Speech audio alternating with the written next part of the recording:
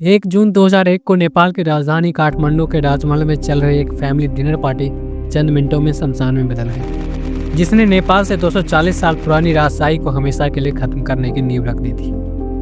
नेपाल उस समय दुनिया का एकमात्र हिंदू राज था और वहाँ के राजा वीरेंद्र विक्रम शाह एक बेहद लोकप्रिय शासक थे। राजा वीरेंद्र को नेपाल के इतिहास में सबसे सभ्य और जन हितैषी शासकों में से एक माना जाता था, जो अपने सारे जीवन और विकास उन्मुख सोच के लिए जाने जाते थे।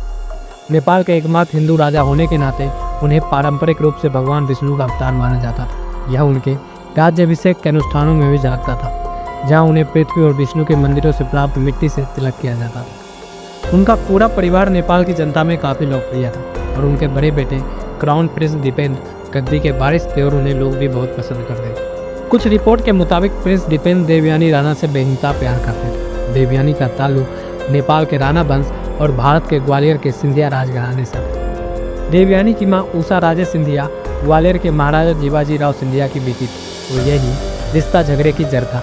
दीपेंद्र की मां महारानी ऐश्वर्या इस शादी के सख्त खिलाफ थी और इसके दो कारण बताए जाते हैं। पहला था शाही गोत्र और वंश का पेच और दूसरा था देवयानी की मां का भारतीय राजघराने से नफरत इतनी गहरी थी कि राजा और रानी ने राजकुमार दीपेंद्र को प्यार और गद्दी में एक को चुनने का अल्टीमेटम दे दिया।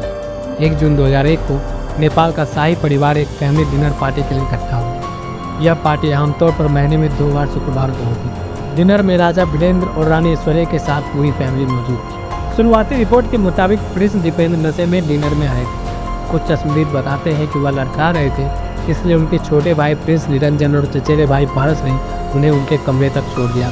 अधिकारियों को बाद में पता चला कि कमरे में जाकर दीपेंद्र ने अपनी गर्लफ्रेंड देवयानी राणा को 3 बार फ़ोन किया।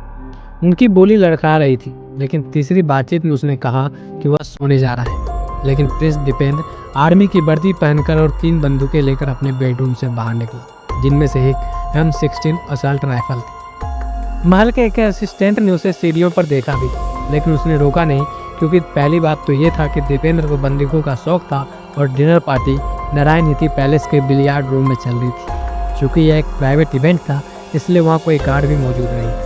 कमरे में घुसते ही दीपेंद्र ने सबसे पहले अपने पिता राजा वीरेंद्र पर गोली चलाई। गोलियों की आवाज़ सुनकर भगदड़ मच गई। महल के साथियों ने कांच का दरवाजा तोड़कर दूसरों को बचाने की कोशिश की, लेकिन गोलीबारी नहीं रुकी। पिता और अन्य रिश्तेदारों को मारने के बाद दीपेंद्र बगीचे में अपनी मां को ढूंढने लगा। वहाँ एक दिल दहला देने वाला पल आया।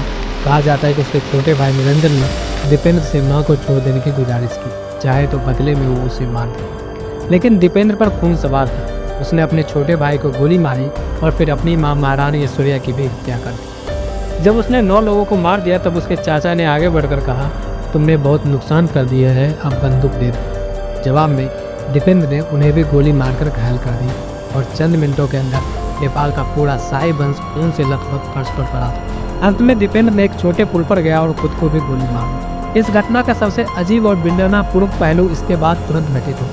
दीपेंद्र ने खुद को गोली मारी थी, लेकिन उनकी मौत तुरंत नहीं हुई, वो कोमा में चले गए। नेपाल के संविधान के मुताबिक राजा की मौत के बाद क्राउन प्रिंस ही राजा बनता है। अस्पताल के बिस्तर पर कोमा में पड़े दीपेंद्र को नेपाल का नया राजा घोषित किया गया और प्रिंस ज्ञानेंद्र, जो उस वक्त वहाँ नहीं थे, उनको कार्यवाहक बनाया गया। शुरुआत में ज्ञानेंद्र ने बयान दिया कि मौत ऑटोमेटिक हथियारों की गलती से चले जाने की वजह से हुई। बाद में उन्होंने सफाई दी कि यह बयान कानूनी और संवैधानिक रुकावटों की वजह से दिया गया था, क्योंकि अगर दीपेंद्र बच जाता तो राजा होने के नाते उस पर हत्या का आरोप नहीं लगाया जा सकता था।